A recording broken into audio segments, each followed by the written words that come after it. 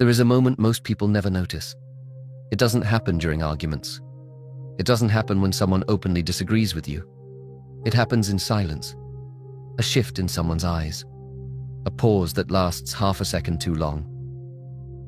A smile that feels slightly forced. Nothing obvious, nothing dramatic. But things changes. And strangely, the more authentic you become, the more often these moments begin to appear. At first it's confusing, because you're not harming anyone, you're not manipulating people, you're not playing games. In fact, you're doing the opposite. You're being direct, honest, calm in ways that make others strangely uncomfortable. And that's when the quiet resistance begins. Not hatred in the loud, obvious sense, not open hostility, something more subtle, a kind of psychological friction. You start noticing people pulling away, conversations becoming slightly colder, jokes that feel more like disguised insults. Nothing you can openly confront. But something in the atmosphere has shifted. Carl Jung once suggested that what people hate most in others is often what exposes something unresolved inside themselves. And sometimes, simply existing in a certain way can trigger that reaction. You see, there are behaviors that don't just challenge people, they disturb them. Because these behaviors quietly break the invisible rules most people live by. Rules no one openly talks about, yet everyone unconsciously follows. And the moment someone stops playing by those rules, something strange happens. People begin to feel threatened, not because of what you've done, but because of what your behavior forces them to see about themselves.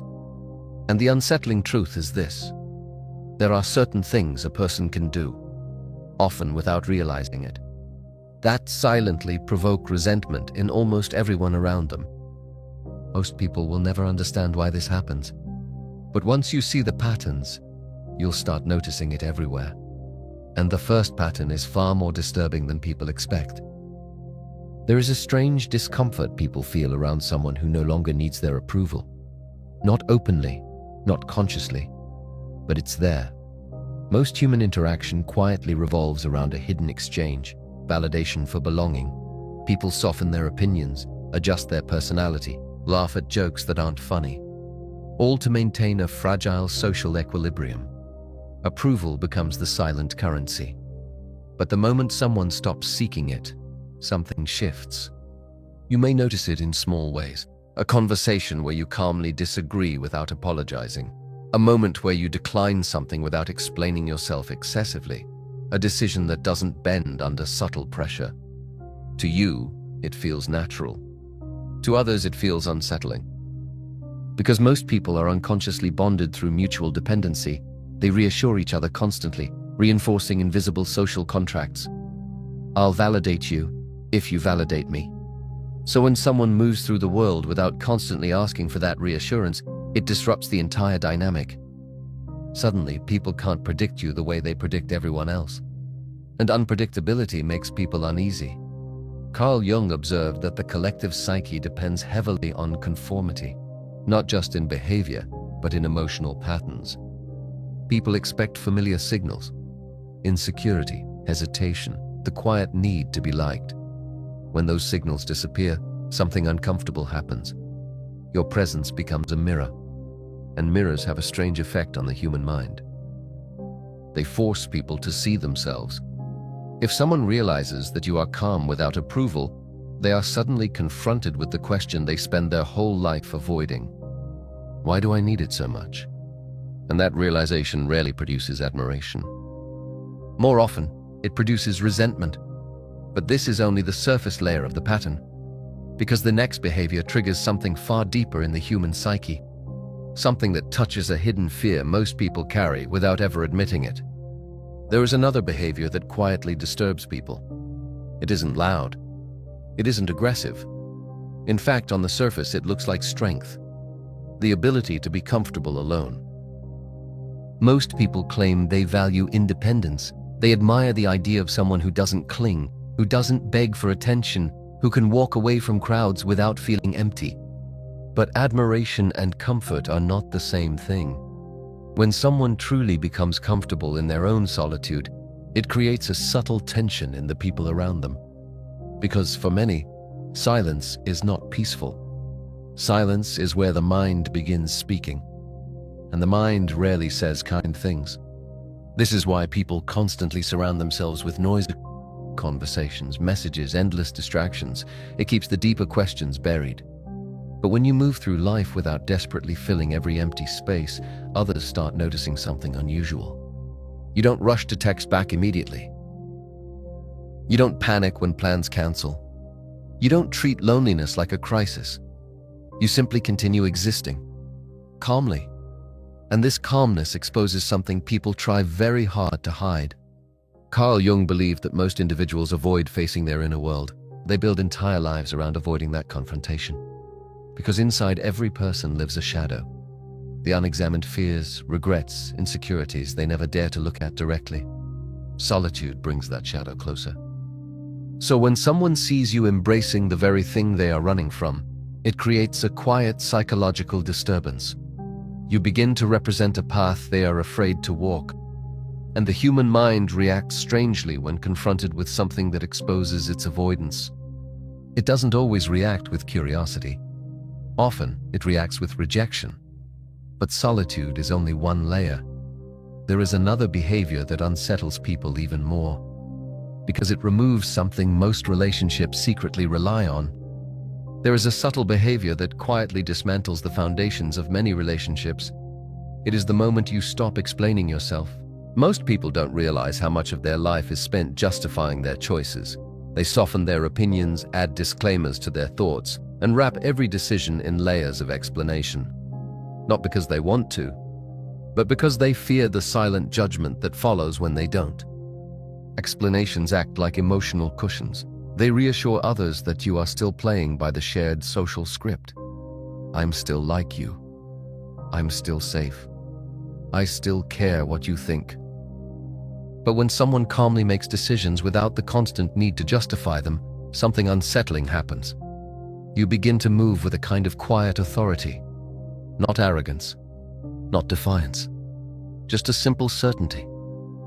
And certainty has a strange psychological effect on people, because most individuals are not certain about themselves at all. Their identity is built through reflection, through reactions, feedback, and approval from the people around them. So when someone refuses to constantly explain their choices, it removes the mechanism others use to evaluate and influence them.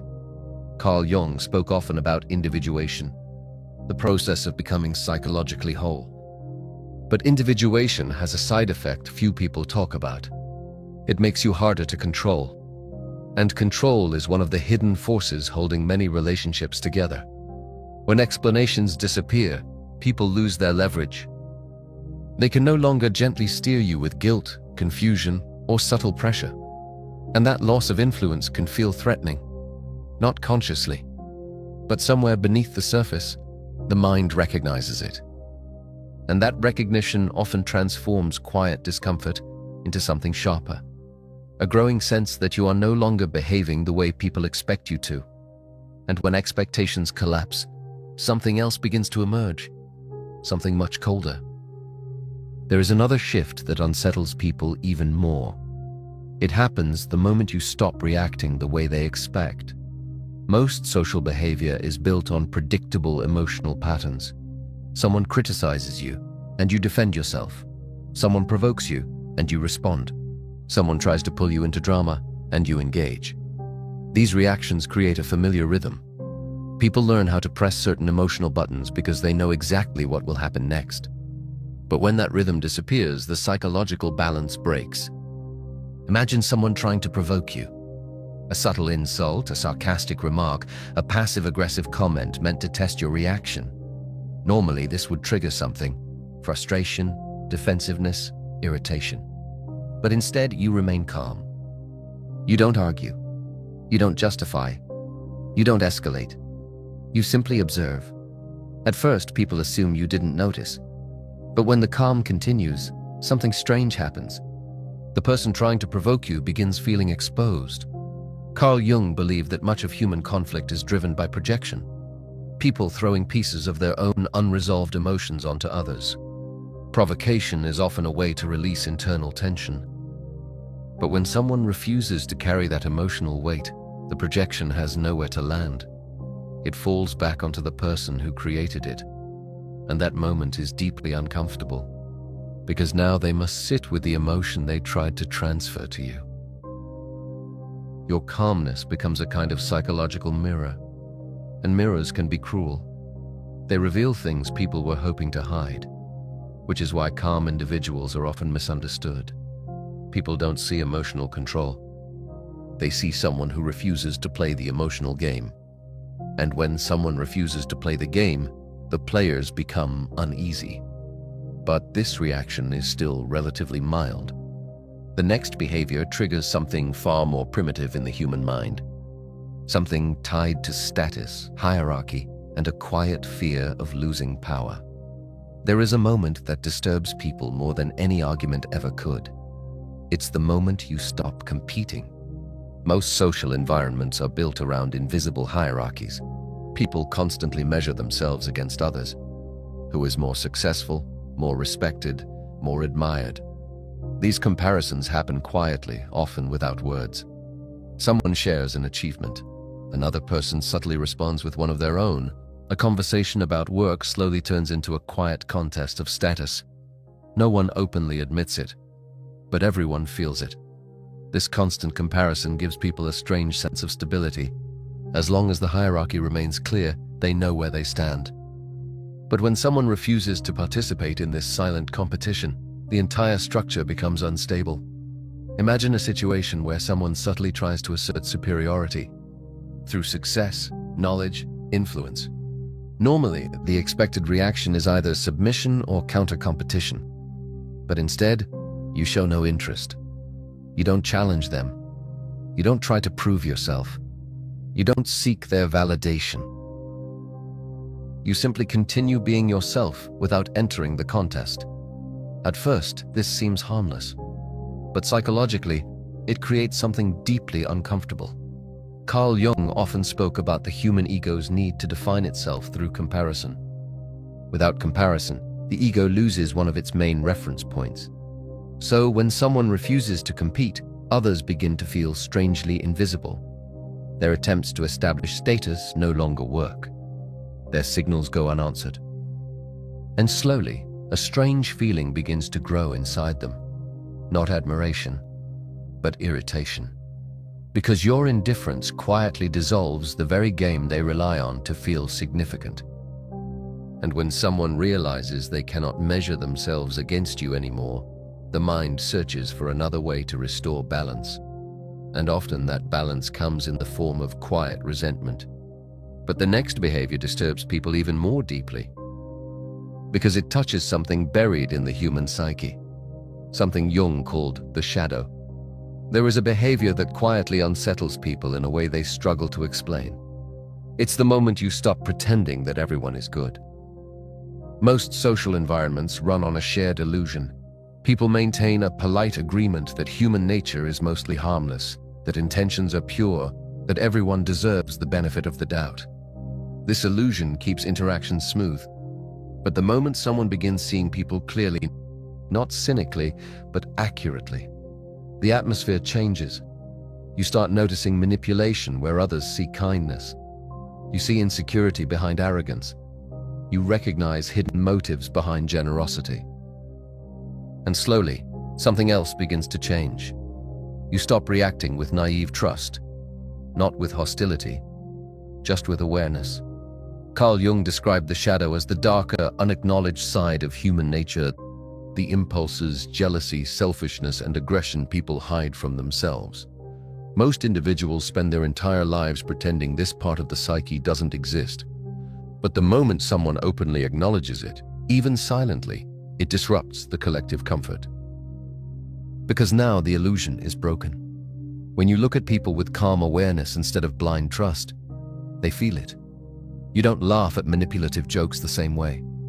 You don't fall for emotional traps. You notice patterns others pretend not to see. And that awareness creates something deeply uncomfortable. People feel psychologically seen, not in the flattering way, in the unsettling way. The way that makes someone wonder if you've noticed parts of them they desperately try to hide. And when someone suspects that their hidden side has been recognized, the reaction is rarely gratitude. It's often quiet hostility. Because your awareness threatens the story they tell themselves about who they are. But there is one final behavior, the most disturbing of all, because it removes the one thing many relationships secretly depend on. There is one final shift that quietly changes everything. It happens the moment you stop needing people to stay. Most relationships are built on an unspoken understanding. Both sides are somewhat dependent on the connection. Not completely, but enough that the possibility of losing it creates a certain gravity. This gravity keeps people careful. It makes them compromise, soften their words, tolerate behaviors they privately dislike. Because the fear of losing someone often feels heavier than the discomfort of keeping them. But the moment a person reaches a point where they are genuinely okay with people leaving, something subtle but powerful changes. You no longer cling. You no longer chase when someone pulls away. You no longer reshape yourself to keep someone comfortable. If a connection fades, you simply let it fade. Not out of coldness, but out of quiet acceptance. And strangely, this calm detachment creates a deep psychological tension in others. Because many relationships unconsciously rely on leverage, the knowledge that someone will try to keep the bond alive no matter what. Carl Jung observed that individuation often separates a person from the collective expectations of others.